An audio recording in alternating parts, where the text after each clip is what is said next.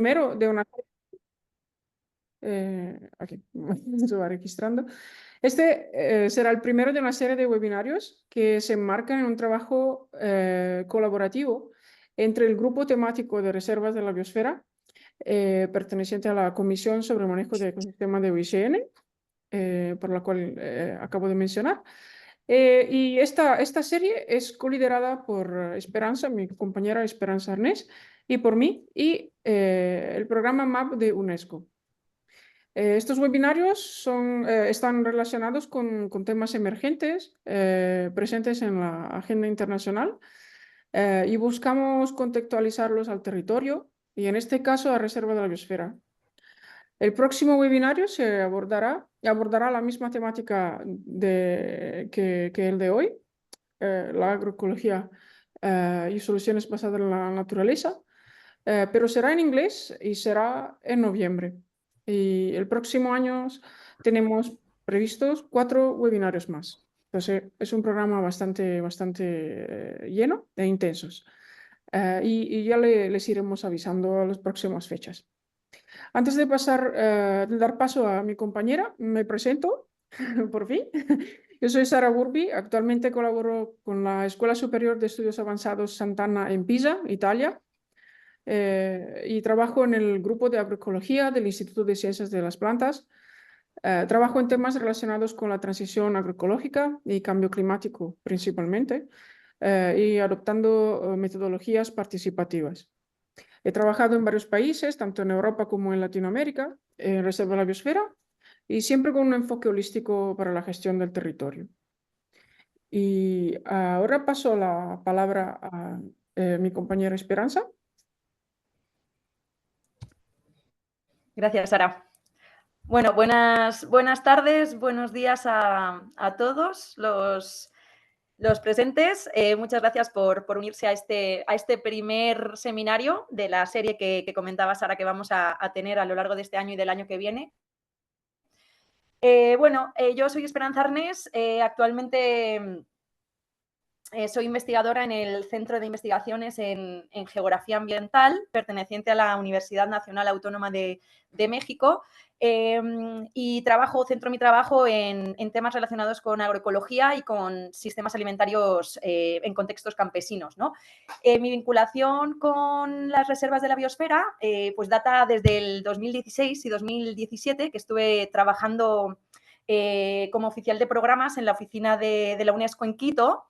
Y bueno, eso sobre todo me permitió vincularme tanto con el programa MAP como con las acciones en territorio que llevaban a cabo pues todas las reservas de la biosfera en países andinos con las que estábamos trabajando, ¿no? Entonces, el día de hoy vamos a compartir aproximadamente una hora y media juntos, dependiendo de las preguntas que tengan. Y bueno, brevemente les voy a introducir un poquito cuál va a ser la dinámica. Antes de cederle la palabra a nuestro primer ponente, que es Martín, ahora le presentaré. Justo después de Martín,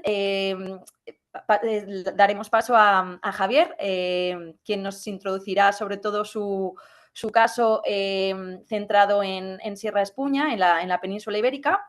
Después habrá un turno de preguntas del público, a quienes les pediríamos que como no vamos a pedir que cierren los micrófonos para que no haya mucho ruido de fondo, entonces si pueden formular sus preguntas en el chat con una Q de cuestión o de pregunta al inicio de su comentario, se lo agradeceríamos para que luego pudiéramos reunir fácilmente todas las preguntas formuladas a lo largo de las presentaciones y se nos facilite tanto a Sara como a mí formular esas preguntas a los ponentes.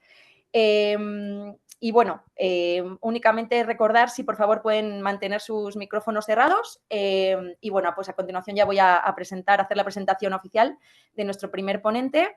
El biólogo Martín Vega ha trabajado en gestión del patrimonio natural por más de 10 años en temas relacionados con áreas protegidas y conservación de áreas, tanto en el nivel de acuerdos y tratados internacionales como a nivel nacional y de gobiernos locales.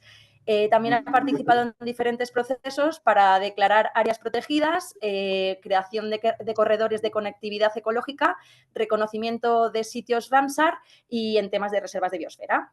Actualmente es el punto focal de Ecuador para el proyecto Amazonía, un esfuerzo de UNESCO y el Ministerio del Ambiente, Agua y Transición Ecológica, con el apoyo de LVMH, que no sé lo que son, pero ahora a lo mejor nos lo explicará, para aumentar la resiliencia y detener la pérdida de biodiversidad en reservas de biosfera de la gran cuenca amazónica.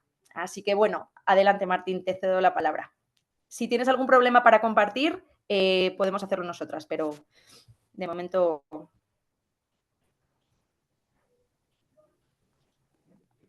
Hola, muchas gracias por invitarme a este webinario, a este conversatorio. Muy a gusto. Si me dan un segundo solo para poder abrir la presentación y enseguida sigo. Perdón, no le tenía abierto.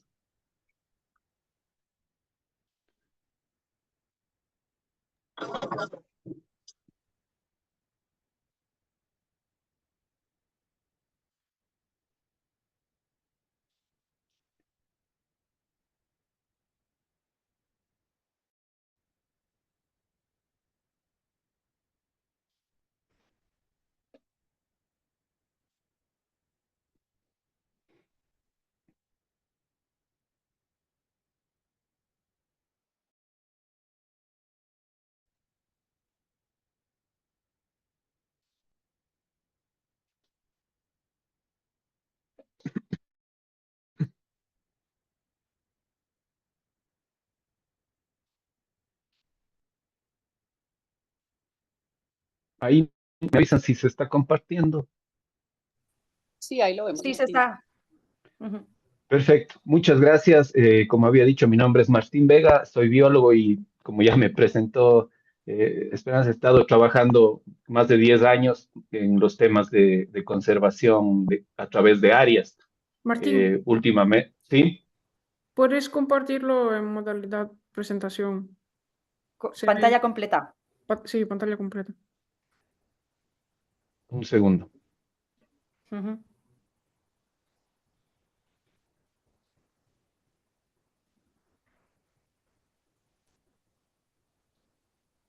Ahí, tal vez. Ahora no la podemos ver. Denme un segundito, por favor. Sí, sí, no te preocupes.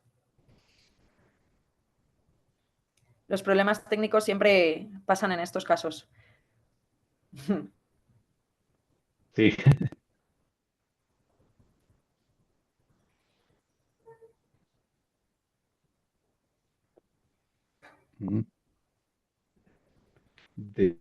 Debería estar, pero no sé por qué. Si quieres, No me sale. nosotros lo tenemos preparado. Si quieres, podemos facilitártelo. Sí, pero... mejor. La comparto yo. Bueno.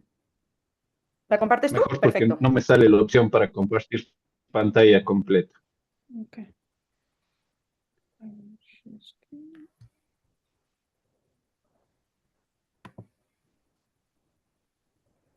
Ahí está, perfecto. Adelante. Sí, muchas gracias. Les decía que he trabajado más de 10 años en temas con reservas de biosfera, sitios Ramsar, áreas protegidas y áreas locales de los gobiernos intermedios, podríamos decir así. Y actualmente trabajo como el punto focal para el proyecto Amazonía. Es un proyecto que busca justamente conectar las reservas de la biosfera amazónica. Trabaja en 4 países dentro de 8 reservas de biosfera que están en la cuenca amazónica. Entonces, hoy les voy a hablar un poco de la Reserva de Biosfera Podocarpus del Cóndor y la Asociación de Productores Ecológicos de Café de Palanda, que ha sido apoyado a través del proyecto Amazonía. Tal vez le puedes pasar a la siguiente, gracias.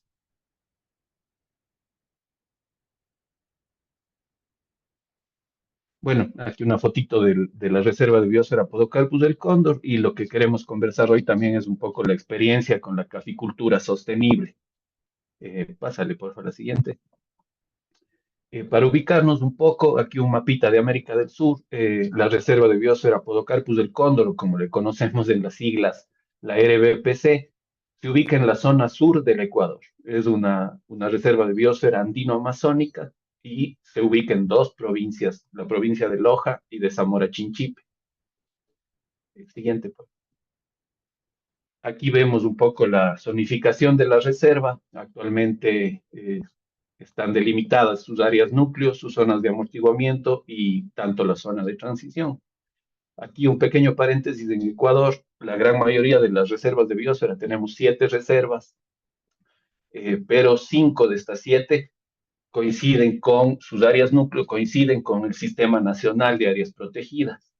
Las zonas de amortiguamiento coinciden generalmente con una figura de conservación que en Ecuador se denomina bosques protectores, y las zonas de transición incluyen, como sabemos, ciudades y otros tipos de territorios un poco más intervenidos. Entonces, siguiente, por favor.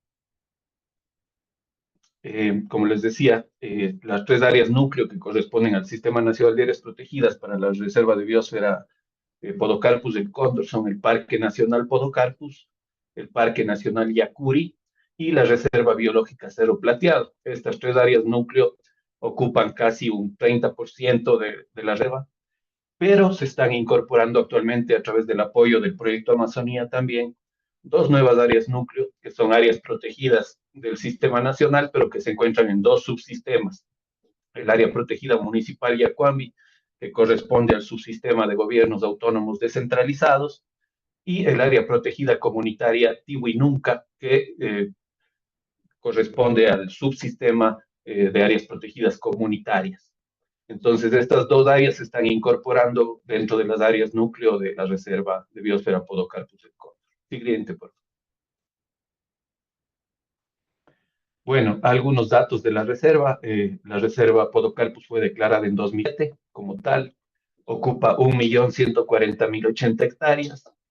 De lo que se ha podido estimar según los censos poblacionales, habitan dentro de la reserva cerca de 500.000 habitantes, de los cuales el 75% se concentra en las ciudades de Loja y Zamora.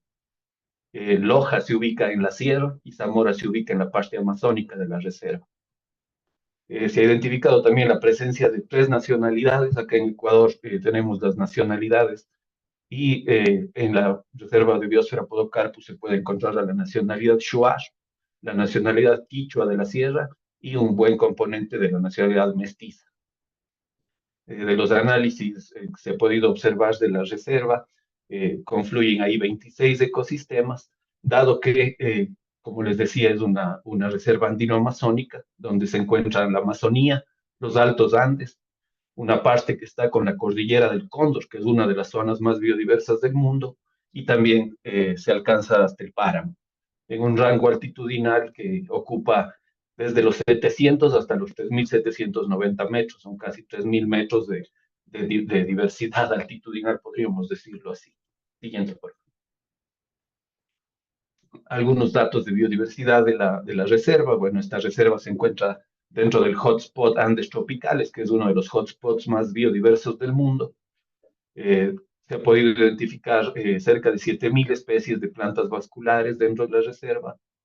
Y dentro del Parque Nacional Podocarpus, que es la zona núcleo más amplia, podríamos decir así, posee el nivel de endemismo más alto de las áreas protegidas de Ecuador, con 211 especies de plantas únicas que solo están en Podocarpus.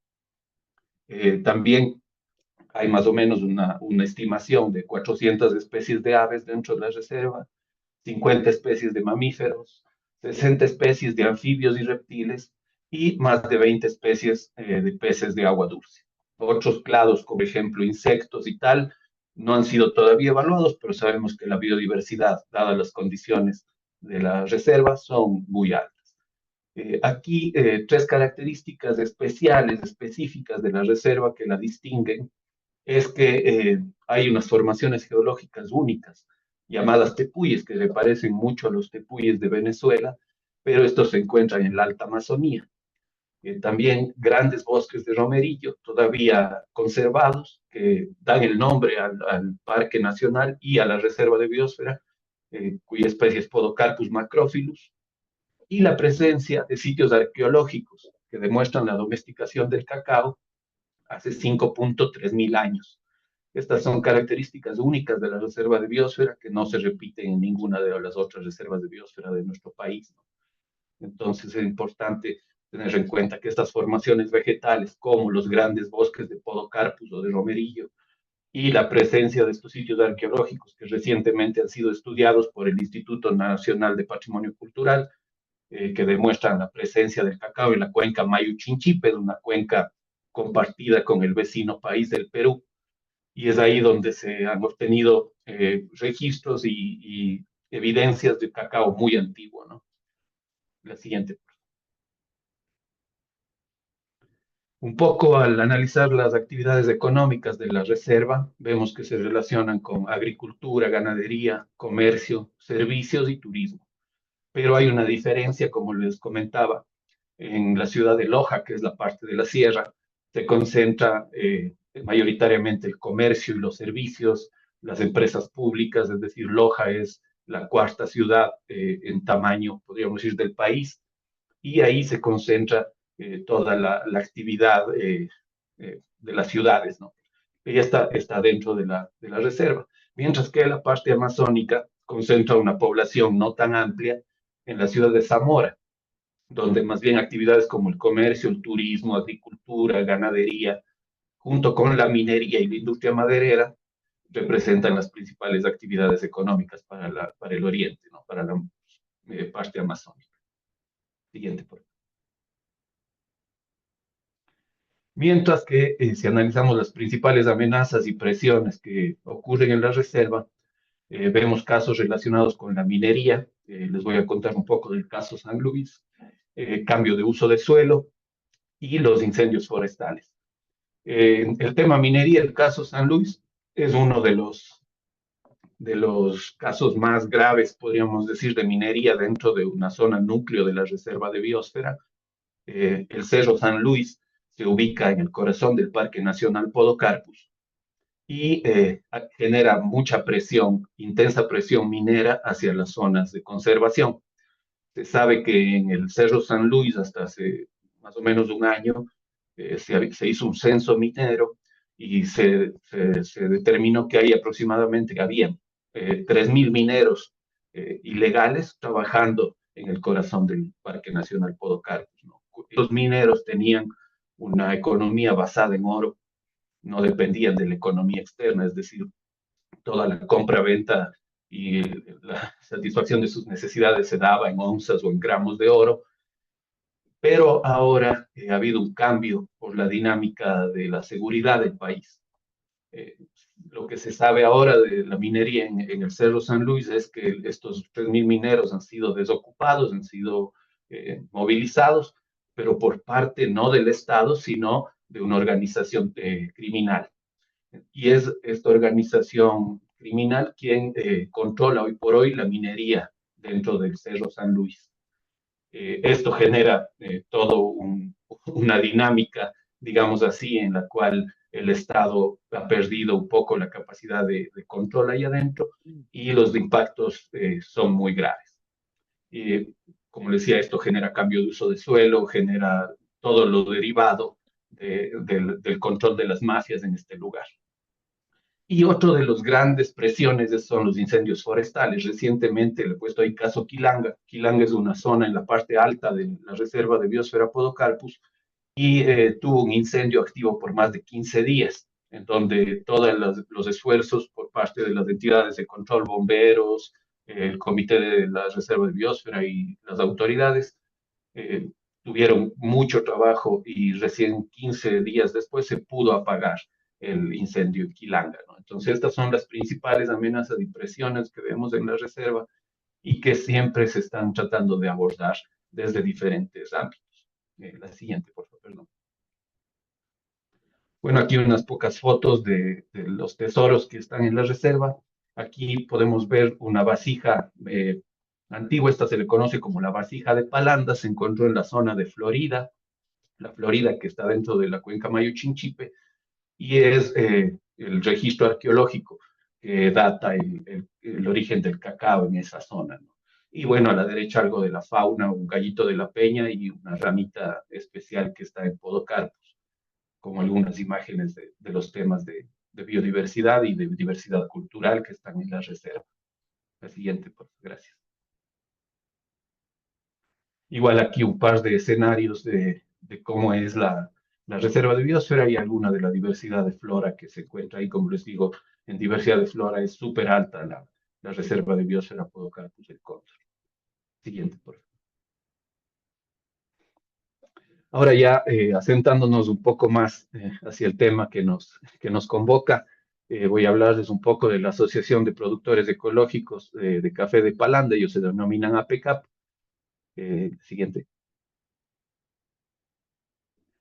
Esta asociación es una asociación que está conformada por 200 socios productores, del cual el 35% más o menos son mujeres jefas de hogar.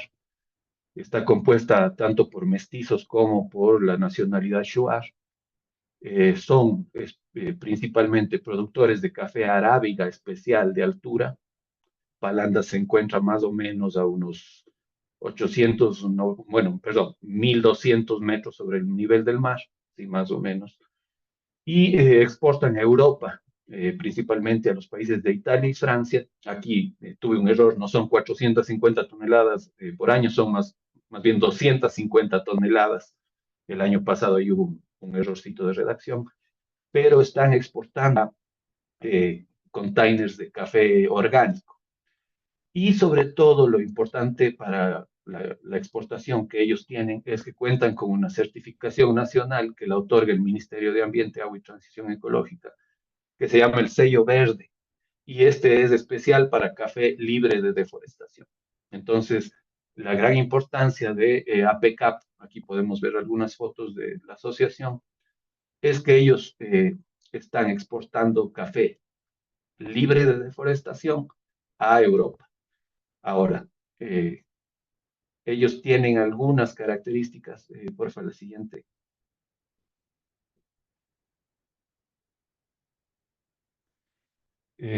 Sobre todo este sistema de seguimiento y monitoreo de la deforestación, ¿sí? Ellos han hecho una zonificación de las fincas, de las 200 fincas productivas, ¿sí?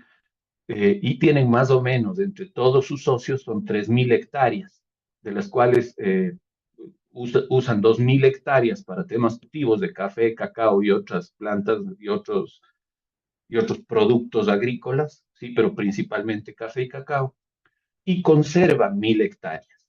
Entonces, la zonificación de las fincas permitió georreferenciar esta información y permite hacer un seguimiento y un monitoreo de los cambios en el territorio, ¿sí?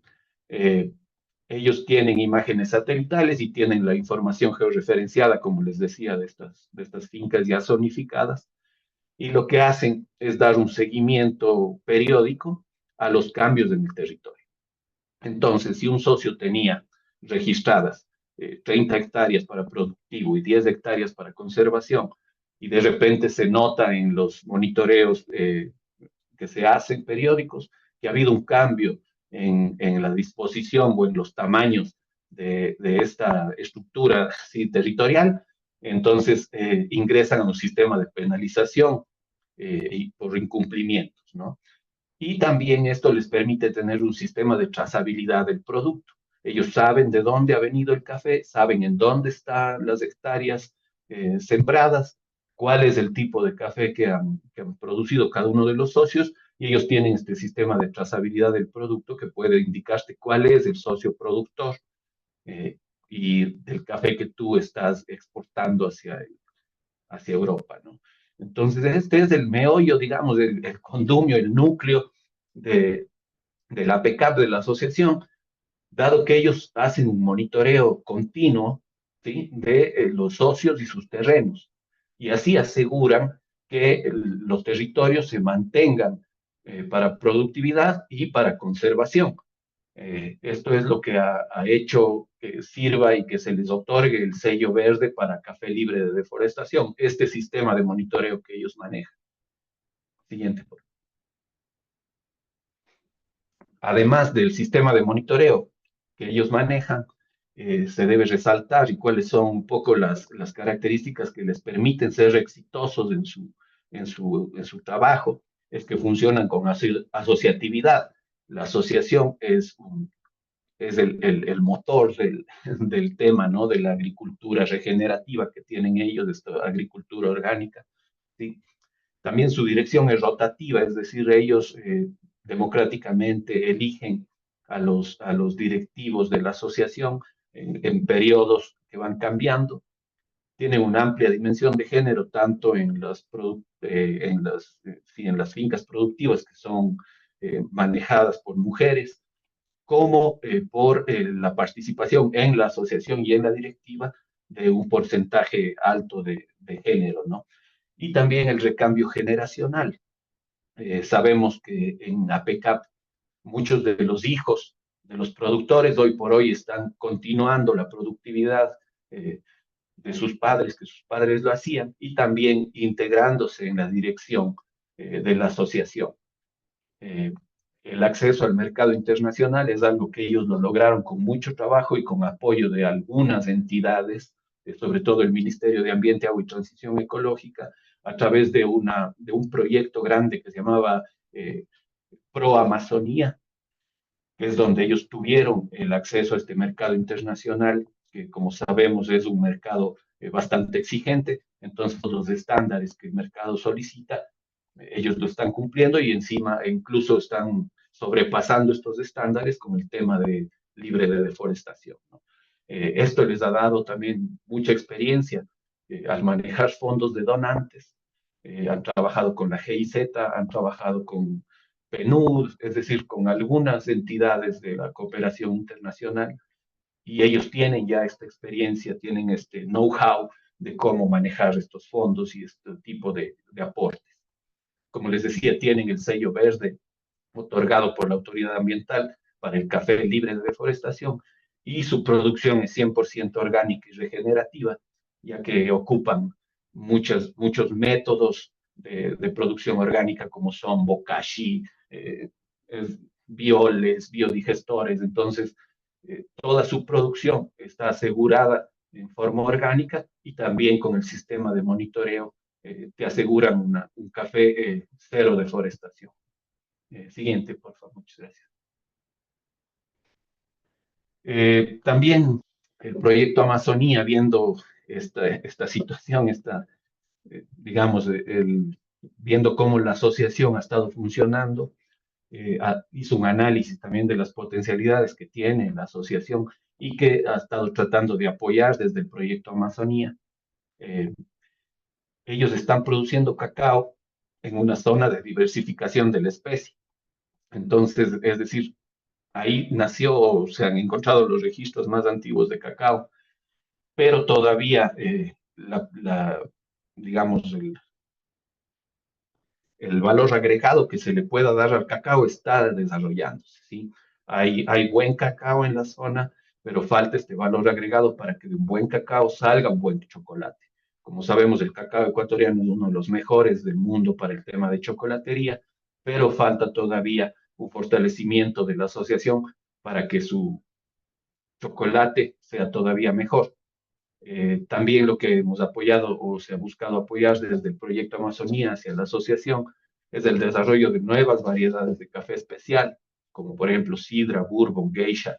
Hoy por hoy la variedad que se ocupa es una variedad clásica, y la diversificación de estas variedades con los productores es una gran potencialidad que tiene APECAP. El proyecto ha apoyado también bastante el desarrollo de fincas productoras, con la entrega y la instalación de semilleros, infraestructura, viveros, materiales, etcétera, porque lo que vemos es que hay todavía un buen potencial para que las fincas puedan aumentar su productividad, ¿no? Y también lo que hemos visto y se ha hecho con el proyecto Amazonía es la gran potencialidad que tienen para actualizar sus canales y medios de comunicación. En este punto se ha trabajado mucho con los jóvenes de la asociación, con los hijos de los socios, para que sean ellos quienes lleven el mensaje de lo que están haciendo, cómo están produciendo, y también en los nuevos canales de comunicación, que son sobre todo redes sociales y otros espacios, ¿no? Entonces, en esto el proyecto Amazonía ha venido apoyando fuertemente para que la asociación, que ya tiene un gran recorrido y un gran conocimiento, pueda mejorar todavía sus ingresos y sus prácticas. Y la siguiente, por favor, creo que ya se va a acabar. Sí, con eso agradecerles también el proyecto Amazonía, como les decía, es un proyecto de UNESCO con el Ministerio de Ambiente, Agua y Transición Ecológica, auspiciado por LVMH, que es una gran empresa, Louis Vuitton, Moet Hennessy, que son los donantes para el proyecto. Entonces, dentro de este proyecto que se viene ejecutando ya desde hace algunos años y que tiene todavía un par de años más de duración, se ha venido trabajando y apoyando a PECAP para que puedan mejorar sobre todo sus temas comunicativos y sus temas de diversificación de productos, porque hoy por hoy básicamente lo que ellos exportan es café, pero queremos dar o poder ocupar esta estructura que tienen ellos ya con los temas de monitoreo, de deforestación y con los temas de participación para que se diversifique un poco más sus productos. Eso sería, no sé, les agradezco mucho nuevamente la oportunidad de poder participar. Bueno, muchísimas gracias, Martín. Bueno, súper interesante todo lo que nos comentas. También gracias por plasmar un poco y contextualizar un poco pues, las nuevas problemáticas y desafíos pues, que enfrenta el país y cómo se particularizan luego en este tipo de circunstancias, como es el caso de la Reserva de la Biosfera. Bueno, yo no tenía ni idea de lo del tema de la minería. Luego podemos, a lo mejor seguro que hay preguntas que aunque no sean como tan dirigidas a temas, pues bueno, agroecológicos, o un poco del manejo que comentábamos de la asociación de café, me parece que puede también interesar al público. Bueno, les animo a que hagan sus preguntas en el chat. Yo ya tengo un montón, así que bueno, si no hay nadie, yo podría ocupar todo ese tiempo. Y bueno, pues sin más, yo creo que le paso la palabra a Sara para que presente al siguiente ponente. Y nada, gracias Martín otra vez por la presentación. Gracias, Esperanza, y gracias, Martín, también por mi parte. Súper interesante. Muchas gracias por compartir tu experiencia. Vamos ahora a ver lo que nos presenta nuestro segundo ponente, se llama Javier Maestre Gaisdais. Javier trabaja para la empresa Forestales de San Francisco, que trabaja principalmente en el Parque Regional de la Sierra Espuña, o digamos que en este caso nos va a enseñar lo que están haciendo en el Parque Regional de la Sierra Espuña, en España. Javier va a hablar de la silvicultura no mecanizada, o sea, la silvicultura que busca aplicar las necesarias actuaciones forestales de la manera más ecológica, sostenible y respetuosa con los trabajadores. Y esta es básicamente una silvicultura para áreas de alto valor ecológico o para zonas que sean especialmente aisladas. Entonces, Javier, la palabra para ti. Y si tienes problema para compartir, avísanos que vamos a... Vale, en principio...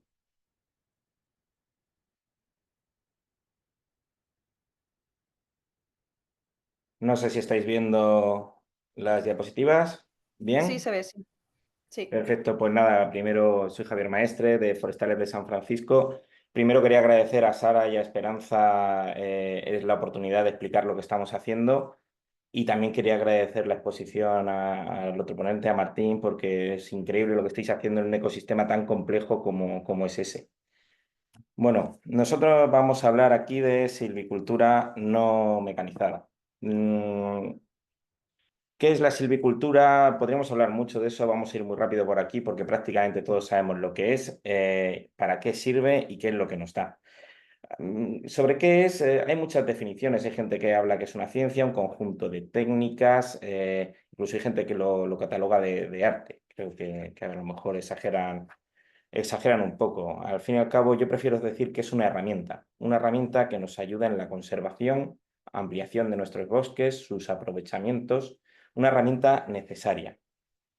Una herramienta que nos da bosques más estables, seguros, productos locales y sostenibles, y nos puede fijar la población rural y la población forestal.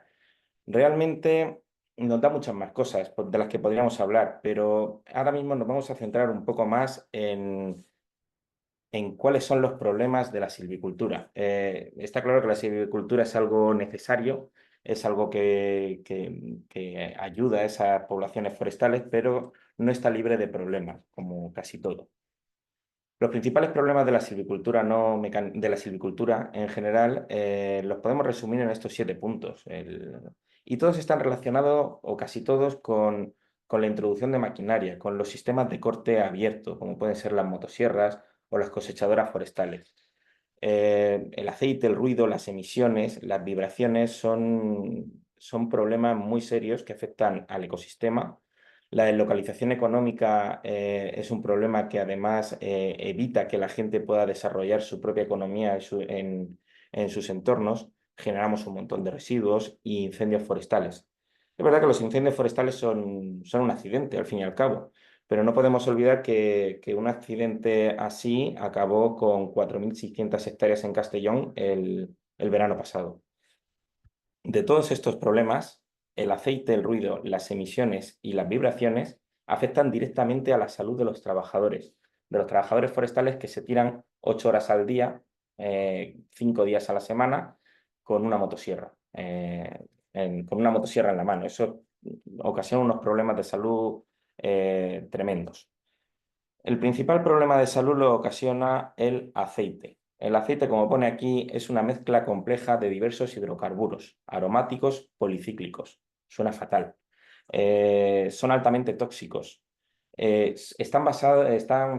aceite de engrase de la motosierra está fabricado mayormente en petróleo, a raíz de aceites minerales de petróleo, y una serie de aditivos que le ponen las marcas con el fin de aumentar la resistencia al calor, la viscosidad, todas esas cualidades que hacen, que le dan su funcionalidad dentro de la propia maquinaria. Entonces, el aceite tiene un impacto global. Esto, quiero hacer aquí un pequeño inciso. Todos estos datos los hemos sacado de los estudios de Anna Klamerus, de la Universidad de Cracovia, y de Paulina Nowak, de la Universidad, perdonad mi pronunciación, de Gdańsk, o algo así, que está en Polonia. Bueno, pues una motosierra vierte al medio ambiente, al suelo, una media de 0,05 litros por metro cúbico de madera producida.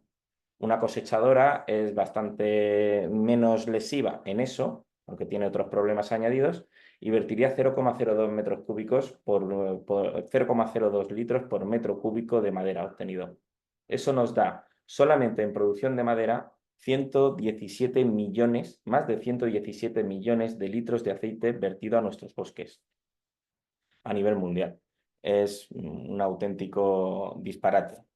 Pero ¿qué hace el aceite en el medio natural? ¿Qué hace en esos terrenos forestales?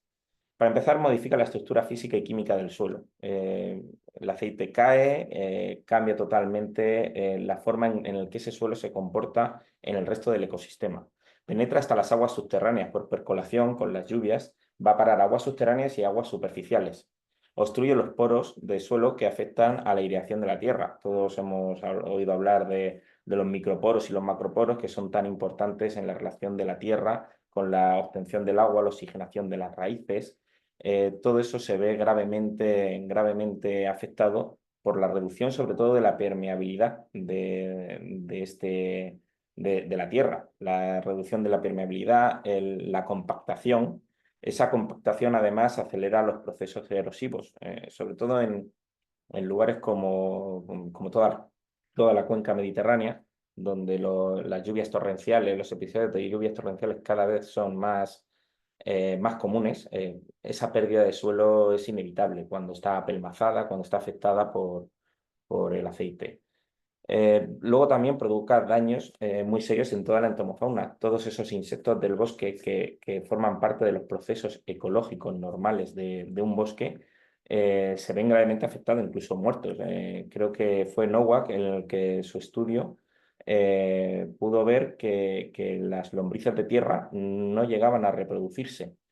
En fin, la cantidad de daños que puede ocasionar al medio son bastante grandes. En un estudio propio que hicimos en Forestales de San Francisco, apoyándonos en la Asociación Española de Imagen Científica y Forense, hicimos un estudio que consistía en, echamos un reactivo ultravioleta al aceite de motosierra, talamos un pino y lo troceamos tal y como lo hacen aquí las propias brigadas forestales, y luego por la noche con luz ultravioleta pudimos medir que el tronzado de un árbol, el derribo y tronzado de un árbol, de un pino de tamaño medio, puede contaminar hasta 250 metros cúbicos de suelo. Pudimos medir que las proyecciones de aceite llegan hasta 4,5 metros. Es un impacto mucho más del que se había medido hasta ahora. No podemos olvidarnos, sobre todo, porque la importancia que tiene el impacto sobre la salud de los trabajadores. Esto me parece importante, sobre todo al tener una empresa forestal y tratar directamente con esos trabajadores. El aceite de engrase de la motosierra pasa su vida útil, son milésimas de segundo. Una cadena de motosierra se desplaza a unos 20-30 metros por segundo. Esa gotita de aceite engrasa y es automáticamente despedida por esa velocidad. Se forma una neblina, unas microgotas que empapan al trabajador, al medio, y se forma una neblina que es inhalada por el propio trabajador. Esto causa problemas en hígado, riñones, glándulas suprarrenales y en el corazón. Todos estos trabajadores mostraban una mayor incidencia de cáncer, muchas veces de cáncer de piel por el propio aceite que impregna y que mancha a estos trabajadores. Y luego, bueno, hay otros productos como benceno, tolueno, metilbenceno que provocan problemas respiratorios y nerviosos. Hay enfermedades como la enfermedad de Raynaud, en esto está ocasionado por las vibraciones. Tendremos el síndrome de Dart, que según he podido ver por la traducción, se refiere a la vibración mano-brazo. Por lo visto hay una enfermedad relacionada con las vibraciones que se transmiten por todos esos sistemas osteoarticulares. Hay afecciones al sistema circulatorio y, bueno, pinzamientos vertebrales y lumbalgias, que eso ya es algo más común en este tipo de trabajadores, más estudiado. Hay trastornos asociados al ruido y a las emisiones de gases. No olvidemos que estos trabajadores pasan 40 horas a la semana trabajando a 20 o 30 centímetros de un tubo de escape. Esto, sin lugar a duda, ocasiona varios problemas añadidos. Entonces, silvicultura no mecanizada sería la solución a todos estos problemas. Puede acarrear otros, pero bueno, ¿qué es la silvicultura no mecanizada? Muy sencilla, aquella que no utiliza maquinaria de combustión en sus operaciones. ¿Cuáles serían los inconvenientes de la silvicultura no mecanizada? Los primeros que hablaríamos sería de la baja productividad. Sería el primer problema. Si dejamos de mecanizar unas operaciones, van a ser menos productivas. ¿Eso qué nos va a provocar? Un sobrecoste de los trabajos. Y en algunos casos, sobre todo en árboles de gran porte, puede tener dificultades técnicas a la hora del derribo, a la hora de... Cuando estamos hablando de árboles de 1,2 metros de diámetro, ya podemos ocasionar problemas. Pero bueno, hay que decir que esos son los menos. Muy raro que haya que cortar árboles en este tipo de operaciones. ¿Qué otras cosas buenas tiene la silvicultura no mecanizada? La silvicultura no mecanizada nos permite llegar donde no llega la silvicultura mecanizada. Hay muchos tipos de trabajos que han dejado, que no se han llegado a realizar porque un trabajador que tiene que cargar más de 30 kilos de peso no se puede desplazar muy lejos del coche. Entonces, estamos viendo que unas áreas de alto valor ecológico y áreas especialmente aisladas están quedando sin ningún tipo de tratamiento.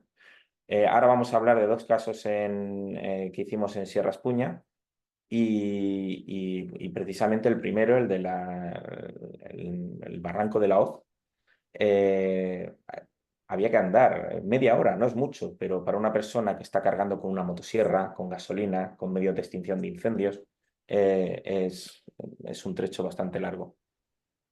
Las ventajas de la silvicultura no mecanizada sería una mejor salud de los trabajadores. Esa es la principal y una de las más importantes. Cero aporte de contaminantes al medio natural. Un trabajo que se hace no mecanizado, no vierte aceite, no vierte aceite, no hay ruido, no ocasiona ese tipo de problemas. Cero riesgo de incendios. Es prácticamente imposible originar un incendio forestal con técnicas silvícolas no mecanizadas, lo cual también nos lleva a la posibilidad de trabajar todo el año. Aquí en Murcia, por ejemplo, los servicios forestales dejan de trabajar de manera mecanizada en la época de incendios, en la época de riesgo de incendios, como es lógico y normal. Aún así, en la época ya tenemos todo el año unas temperaturas y una sequedad que prácticamente todo es época de riesgo para incendio. Bueno, tenemos también una mayor integración en la economía circular. Todo ese dinero que nos gastaríamos en una silvicultura mecanizada, ese dinero en amortización de maquinarias, en aceites, en combustibles, todo ese dinero con la silvicultura no mecanizada se invierte directamente en contratar a más trabajadores. Trabajadores de la zona, trabajadores que se van a gastar su dinero en la zona, no va el dinero fuera.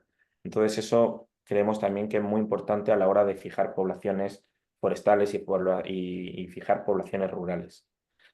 No hay contaminación acústica. Aquí, según un fabricante de motosierras, sus motosierras hacen 119 decibelios. Estamos hablando de una motosierra perfectamente conservada y nueva. Yo creo que hace un poco más. De eso, los trabajadores se pueden proteger con cascos, pero ¿cómo protegemos a los animales? Aquí, por ejemplo, en la zona de Murcia, el águila perdicera está en peligro de extinción. Es un ave especialmente sensible a que la molesten. Si la molestan, o abandona el nido o incluso se va. Entonces, no podemos protegerla. También afecta muy negativamente a todos aquellos usuarios que visitan el entorno natural. Eh, Estas personas que han ido a pasar un día agradable a la sierra a andar y de repente se encuentran con que unos trabajos que están ocurriendo a lo mejor a 3 o 4 kilómetros les están metiendo un ruido que no es lo que uno espera cuando va a visitar un bosque. Y luego tenemos una mayor vida útil de las herramientas. Una hacha puede pasar décadas antes de necesitar cambiarla. En cambio, una motosierra, cuando acaba su vida útil, nos genera un residuo de muy difícil gestión. Tenemos un residuo que está compuesto por diversos metales, tiene plástico, todo está contaminado con un aceite, con una carbonilla, con unos restos de productos químicos. Todo eso, si tenemos suerte y cae en las manos de una empresa responsable, va a un gestor autorizado que invierte tiempo, dinero y vierte CO2 en separar todo eso y aprovecharlo. En el peor de los casos acaba en un contenedor de basura y no se gestiona de ninguna manera. Y ahora vamos a lo que yo creo que es más importante. Bueno, quiero puntualizar primero que Sierra Espuña no es una reserva de la biosfera, pero hemos hecho aquí estas actuaciones y creo que son replicables y que van muy acordes con los principios de las reservas de la biosfera. ¿No? El primer caso práctico en 2020, que es, según tenemos documentado nosotros, el primer proyecto de silvicultura no mecanizada moderna de Europa. No hemos encontrado datos de ningún otro. Fue un proyecto muy pequeño que se hizo gracias a que pues, el conservador de Sierra Espuña decidió confiar en nosotros en lo que no dejaba de ser o parecía una idea bastante pintoresca. Empezamos con una clara danesa de 18 hectáreas y usamos la madera, bueno, parte de la madera se sacó, otra parte se usó para hacer fajinas, aplicamos una corrección hidrológico-forestal a base de fajinas y albarradas. Todo lo que se usó para construir esas estructuras estaba en el monte, no se tuvo que traer nada, solo se usó esa madera que esperamos que en un futuro se descomponga y vuelva a formar parte de ese ciclo de entradas y salidas que es la hidrología forestal. Si este proyecto se hubiera realizado de una manera mecanizada, tradicional, podemos decir, como se está haciendo ahora, habríamos sometido ese monte a 247 horas de motosierra, lo cual habría vertido en este pequeño proyecto, porque no deja de ser un pequeño proyecto, 90 litros de aceite al entorno. 90 litros de aceite que estarían allí, en Sierra Espuña. habríamos contaminado más de 10 hectáreas de suelo y se habrían consumido más de 200 litros de gasolina, emisiones de CO2, aceite de motor quemado y emitido a la atmósfera, los 119 decibelios, y luego habríamos generado un residuo de muy difícil gestión. Parece una tontería, pero una garrafa de aceite de plástico, una vez ha terminado su único uso, es un plástico contaminado con aceite que acaba normalmente en un contenedor de basura normal o con suerte en un contenedor de basura de los que aquí llaman amarillos, que se usan para el reciclaje de plásticos. Ya aquí hay una errata, estoy viendo, en Fuentebermeja actuamos en 2022. Aquí se hizo una clara alemana bastante más intensa, en una superficie mayor de más de 32 hectáreas. El trabajo fue el mismo, cortar, sacamos bastante madera y la madera que se quedó en el monte se descortezó parcialmente para evitar plagas y se usó para esa silvicultura, para esa corrección hidrológico forestal de bajo impacto ambiental y de kilómetro cero, podemos decir también. Aquí ya nos vamos a 800 horas de motosierra, más de 300 litros de aceite vertidos a ese medio natural. Ese medio, para los que no conocen Fuentebermeja de Sierra Espuña, que supongo que sois todos, por ahí pasa el río Espuña, es una zona especialmente húmeda a pesar de encontrarnos en Murcia y que tiene unos valores ecológicos muy importantes. Aquí estamos en una zona muy seca y ahí es una zona muy húmeda, es un corazón muy húmedo dentro de Sierra Espuña. La gasolina consumida serían más de 700 litros. Habríamos contaminado, en este caso, el total de las 32 hectáreas, que además, al tener el río tan cerca, esa contaminación probablemente habría llegado más allá. Y ya, pues, lo que vamos hablando, más de 600 kilos de CO2 emitido, ruidos, 60 envases de plástico que hay que gestionar, envases de plástico que hemos tenido que comprar a alguien de fuera del entorno forestal, podemos decir. Todo esto nos lleva a cómo integramos la silvicultura, qué valor tiene la silvicultura no mecanizada para la reserva de la biosfera. Si nos vamos al programa Hombre y la Biosfera, hemos sacado de ese programa estos 10 objetivos: conservación de la biodiversidad, secuestro del carbono, regulación del ciclo del agua, protección del suelo, generación de recursos naturales, mitigación del cambio climático, sostenibilidad socioeconómica, conservación de paisaje patrimonio, adaptación a perturbaciones ecológicas y educación e investigación. Pues de estos 10 objetivos que hemos sacado de ese documento, 9 están directamente relacionados con la silvicultura. Para conseguir esos 9 objetivos necesitamos una correcta silvicultura. Hasta ahora era la silvicultura tradicional.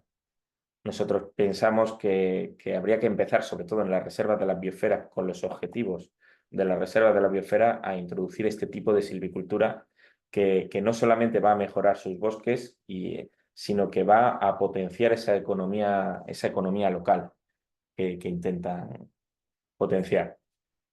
Conclusiones. La silvicultura es necesaria y una fuente de riqueza. Toda la silvicultura. Es preferible, mira que nosotros defendemos la silvicultura no mecanizada, pero es preferible hacer silvicultura mecanizada que no hacer silvicultura. Sobre todo, como es aquí el caso, en tantos y tantos bosques que son frutos de repoblaciones muchas veces de los 70 que necesitan que les ayudemos a llegar a ese estado de natural perpetuación. La silvicultura no mecanizada es viable técnica y económicamente. Eso se ha demostrado en estos 2 proyectos. Muchas veces mucha gente me pregunta cuánto es más caro la silvicultura no mecanizada. Es difícil de decir, ya que son muchos los factores que intervienen y para a la hora de presupuestar una actuación silvícola hay que tener en cuenta muchas cosas, no se puede presupuestar a la ligera. Aquí depende mucho de, como hemos hablado, de si son áreas más alejadas, menos alejadas y de los valores ecológicos. Pero hemos calculado una media de un 20% más caro de media. Hay muchas actuaciones que no son más caras, que incluso valen lo mismo. Todo el dinero que nos ahorramos en amortización de maquinaria, en combustibles, en medios de extinción, en observadores, lo reinvertimos en mano de obra de la zona, en gente de allí que encima hace un trabajo más saludable. Por último, solo aplicando técnicas no mecanizadas hacemos de la silvicultura una práctica sostenible. Primero, para el planeta, saludable para las personas y económicamente justa. Y nada, pues muchas gracias por vuestra atención. Si tenéis cualquier pregunta, no dudéis en realizarla, y si no pudiera contestarla, sería muy interesante porque es una pregunta que a lo mejor yo no me he hecho, y mandármela por correo electrónico para cualquier duda o consulta y intentaré resolverla. Muchas gracias. Gracias, Javier. Muy interesante esta presentación también. Y aquí hemos visto un aspecto más, digamos, técnico de cómo se maneja el ecosistema de manera más justa, saludable, como has dicho. Muchísimas gracias. Creo que es el momento para las preguntas. Si alguien tiene preguntas, por favor, la escriban en el chat o nos avisen si quieren preguntar algo a los ponentes. Si no, Esperanza, si tú tienes preguntas. Sí, bueno, muchas gracias también, Javier, por tu presentación. También igual, bueno, yo soy una... la verdad es que este tema de la silvicultura me toca un poco de refilón pues, por mi formación y por a lo que me dedico profesionalmente, pero también tengo preguntas. Así que, bueno, y una puntualización, cuando comentabas un poco las cuestiones, las 10 cuestiones que estaban, no sé si lo sacaste de ese documento de los estatutos o, bueno, de qué documento oficial del programa MAP, pero comentabas que educación e investigación no están relacionados con la silvicultura, pero no estoy de acuerdo. O sea, creo que hay también un montón de personas que están trabajando en eso. Y bueno, y os animo también a vosotros a que a lo mejor hagáis alguna alianza con alguna universidad, o sea, ya sea de Murcia o del entorno pues cercano para que se puedan empezar a promover este tipo de acciones. Así que seguro que dan buenos resultados. Yo estoy haciendo tiempo a ver si alguien se anima a poner alguna pregunta en el chat, pero bueno, si no me arranco con una que tenía para Martín. Tenía varias, déjame ver un poco. Bueno, ya sé cuál te voy a formular. Entiendo que la asociación APCAP está, digamos, o trabaja en un entorno, en la zona de amortiguamiento, ¿no? de la reserva de la biosfera de Podocarpus el cóndor. Y también un poco al hilo de los lineamientos que desde el programa MAP se generan, como es el incentivar el que o promover el que este tipo de, o los productos que se crean al interno de estas reservas lleven la marca de reserva de la biosfera. Quería preguntarte si ha habido avances al respecto, si tenéis, aparte del sello verde o café de libre deforestación, como comentabas, que asigna el Ministerio del Ambiente, si habéis trabajado un poco para sacar este sello o esta marca reserva de la biosfera, que da como un valor agregado por el hecho de ser un territorio pues tan especial. Y bueno, pues estas dos preguntas, ¿no? Si está verdaderamente en la zona de amortiguamiento y si habéis o se han promovido acciones dirigidas a la consideración de la marca o el sello de reserva de biosfera. Sí, muchas gracias. Felicidades también, Javier, por esa presentación. Muy interesante, muy chévere. Acá todavía en Ecuador estamos lejos de los temas de silvicultura, más bien del territorio, ¿no? Sí, para responder tus preguntas, Esperanza, la APCAP Palanda se encuentra en unas partes de la zona, bueno, tienen varios socios, ocupan, como te decía, 3.000 hectáreas. Algunos socios están en zona de amortiguamiento, pero la gran mayoría, es decir, en las zonas donde se permite hacer los temas de producción. Pero sí hay algunos socios que están en las zonas de amortiguamiento, y como te decía, acá en Ecuador la mayoría de reservas, sus zonas de amortiguamiento corresponden a una figura de conservación, pero un tanto, digamos, flexible, que se llaman los bosques protectores. Entonces, sí, ahí se ubican ellos. Y el tema que me preguntabas de la marca, lo estamos trabajando. Todavía en Ecuador no tenemos una marca de reservas de biosfera. Hay una reserva de biosfera que me parece que es la del bosque seco, que es igual en el sur del Ecuador, pero hacia la costa. Eh, Tiene una marca de su reserva bosque seco, pero una marca reserva de biosfera a nivel nacional todavía no. Ahora, justamente con el proyecto Amazonía, estamos desarrollando, buscando el desarrollo de una marca de reservas de biosfera amazónicas. Todavía no está muy claro si vamos a ir por ahí o por una marca de cada una de las reservas. Pero es una necesidad, es algo que se ha visto que es muy importante.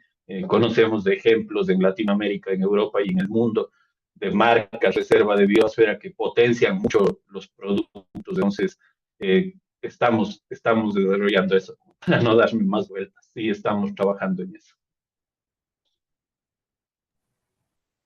Muy bien, perfecto. Gracias, Martín. Sara, ¿quieres leer Sí, tenemos unas preguntas en el chat. hay dos Vale. preguntas por Yolima Humboldt. Pregunta si en estas plantaciones cultivan especies nativas y qué manejo de cosecha se les da diferente al tradicional.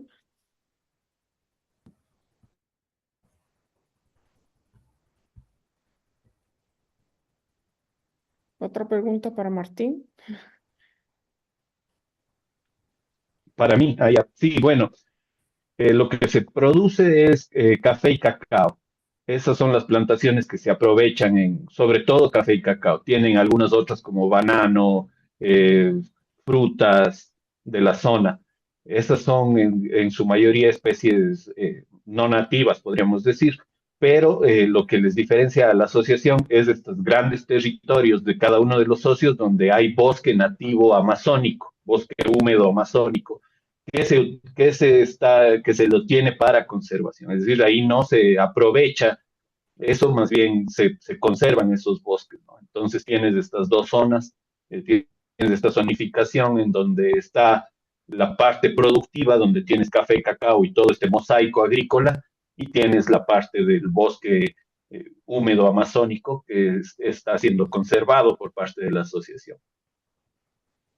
Gracias, Martín. Nos comenta que la pregunta era para Javier, pero gracias por contestarlo a ambas.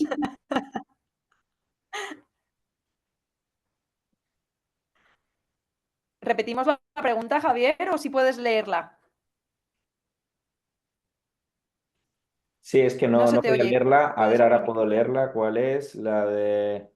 Si cultivan especies nativas. En estas plantaciones. Sí, bueno, aquí todo, la silvicultura que nosotros hemos aplicado es silvicultura protectora, no es productiva. Nosotros estábamos con, sobre todo, pino carrasco, Pinus alapensi y el Pinus pinaster, que son especies autóctonas en Sierra Espuña. Ahora vamos bueno, una de las talas que se hizo sí hubo un aprovechamiento maderable, pero son especies de poco valor económico. Ahora vamos a empezar en Sierra Nevada, en la Ujar de Andarax, una tala de pino silvestre, que es una madera de un mayor valor ecológico, aunque de un mayor valor económico, aunque ciertamente de momento los trabajos son para mejora del bosque. No estamos haciendo silvicultura solamente extractiva. Lo que pasa es que lo que intentamos es que esa mejora del bosque que se busca tenga un resultado económico. Para intentar hacerlo más viable, sobre todo.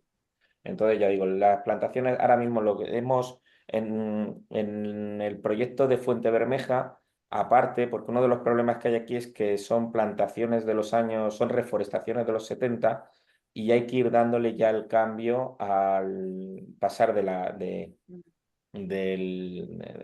la conífera a la frondosa, que era lo que había aquí antes de que se desertificara todo totalmente. Y entonces también hicimos una plantación por siembra de encina, de Quercus ilex, de la zona. Pero vamos, estamos trabajando siempre con especies forestales autóctonas. Gracias, Javier. Otra pregunta para ambos. Esta es de Boris Amaru. ¿De qué manera estas experiencias fortalecen el derecho a autonomía o autodeterminación de los pueblos, comunidades de los territorios? Pues en el caso de la silvicultura no mecanizada, la simplicidad de herramientas y de técnicas hace que estén, digamos, que sean, no, necesitan menos del exterior. Si la silvicultura no mecanizada está bien integrada, un hacha te puede durar décadas, un serrucho te puede durar años. No depende de combustibles ni de piezas de repuesto que vienen de una multinacional determinada y que tienen que ser específicas. Una vez que tienes un hacha, se te rompe el mango, le cambias el mango y sigues trabajando.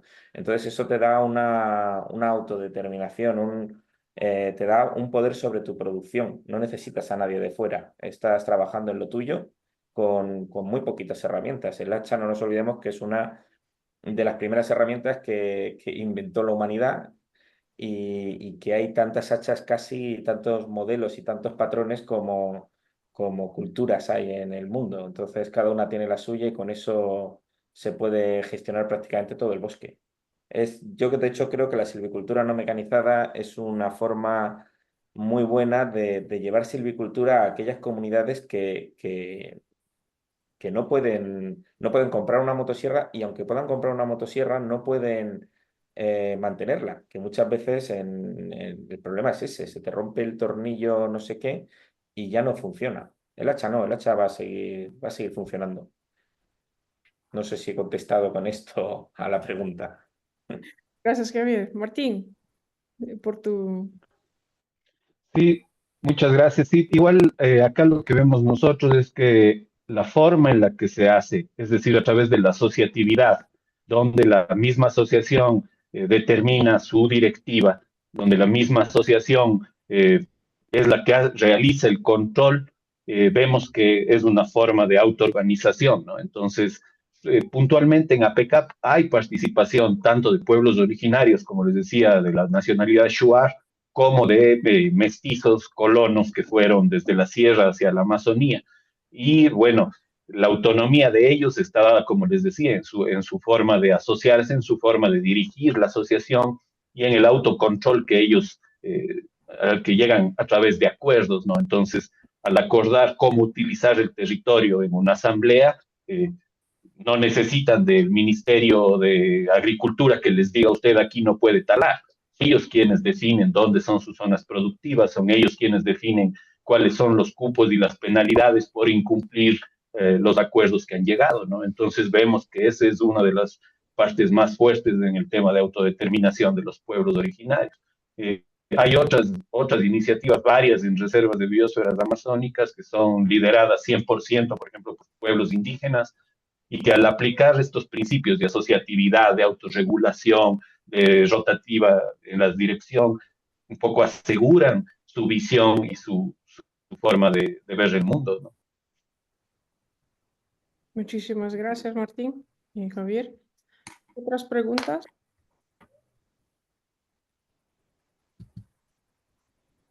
¿No? Bueno, yo tengo una pregunta para Martín.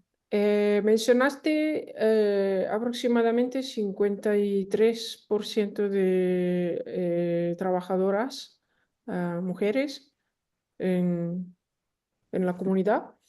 35%. 35. 35%. Gracias. Quería saber cómo son organizadas y si tienen, cómo eligen quién va a tener algún rol de responsabilidad o cómo son organizadas dentro de la comunidad. Bueno, en la asociación, la que yo me refería, que de la asociación de los 200 socios más o menos que conforman la asociación, el 35% son mujeres jefas de hogar, ¿sí?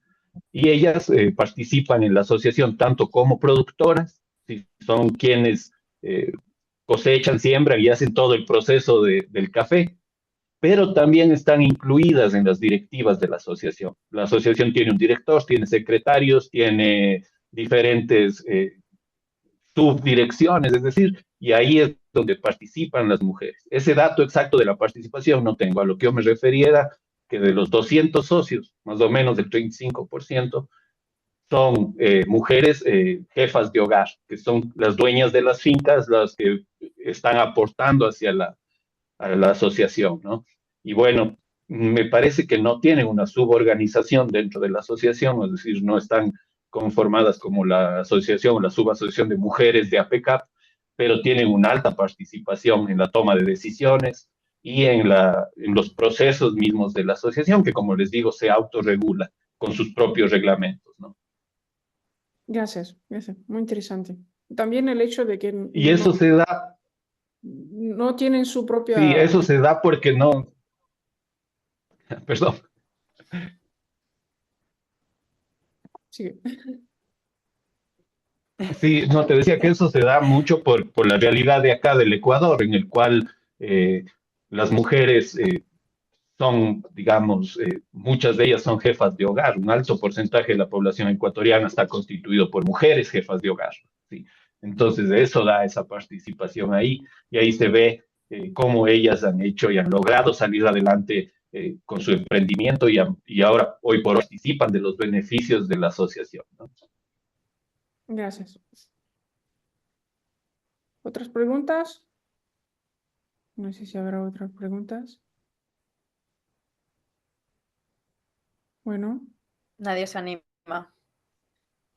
si no tenemos otras preguntas, podemos cerrar esta Yo sesión. tengo una última pregunta. Última pregunta. Dije que tenía muchas. Bueno, también para Martín. Bueno, es una cuestión también ya un poco más como dirigida mencionabas que la asociación surgió, o bueno, no sé si surgió, pero digamos que a través del proyecto Pro Amazonía, como que empezaron un poco a perfilarse con este estilo un poco de, bueno, de producción de café libre de deforestación y el tema también de exportación. Entonces, quería saber qué tipo de apoyo es el que específico recibe ahora del proyecto actual y si están también pensando en de alguna manera producir algún tipo de café que también sea para consumo local, o si hay un porcentaje de ese que exportan que también se quedan para ellos. O sea, ¿cómo está un poquitín el juego este del mercado local y el mercado internacional? Sí, muchas gracias por la pregunta. Bueno, ellos comenzaron, digamos, su sistema de monitoreo y de trazabilidad con aportes del proyecto, era un proyecto nacional que se llamaba Pro Amazonía, que hoy por hoy ya ha sido terminado.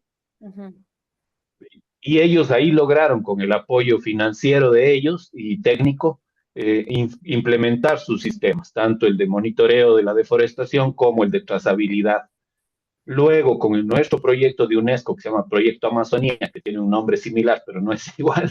Bueno, en realidad el nombre del proyecto de UNESCO es un poco más largo, ¿no? Pero le hemos reducido a Proyecto Amazonía.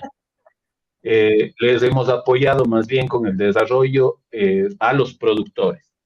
Los productores han incluido nuevas variedades de café, se ha apoyado, como te decía, con la construcción de infraestructura, con la obtención de materiales, de herramientas, insumos, ¿sí? Y lo que hemos tratado es que algunos productores, de los pequeños productores, mejoren sus características de sus fincas para que tengan mayores réditos al participar en la asociación. Sobre todo eso, y también hemos apoyado bastante en el tema comunicativo de la asociación a través de los jóvenes y de los hijos de los productores que manejan, como sabemos todos, una tecnología más actual. Entonces, con ellos se ha hecho talleres de cómo hacer videos, de cómo publicar, de manejo de redes sociales. Y eso un poco ha influido en que la asociación se dé a conocer un poco más en el ámbito local. Ahora, eso también se relaciona un poco con la pregunta tuya. El, el mercado local de café está muy ubicado en el sur del Ecuador, justo Loja, Zamora, Morona y Azuay, digamos, que son estas 4 provincias, son un poco las provincias más cafeteras del Ecuador, ¿sí?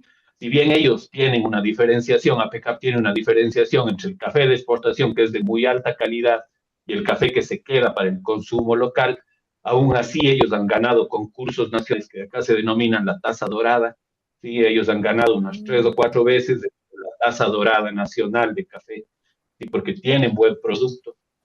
Entonces, eso, lo que queremos con el proyecto Amazonía y que la asociación está entrando fuerte es más bien al tema de producción de cacao, que te decía, tenemos una gran potencialidad al ser el sitio de diversificación del grano, ¿no?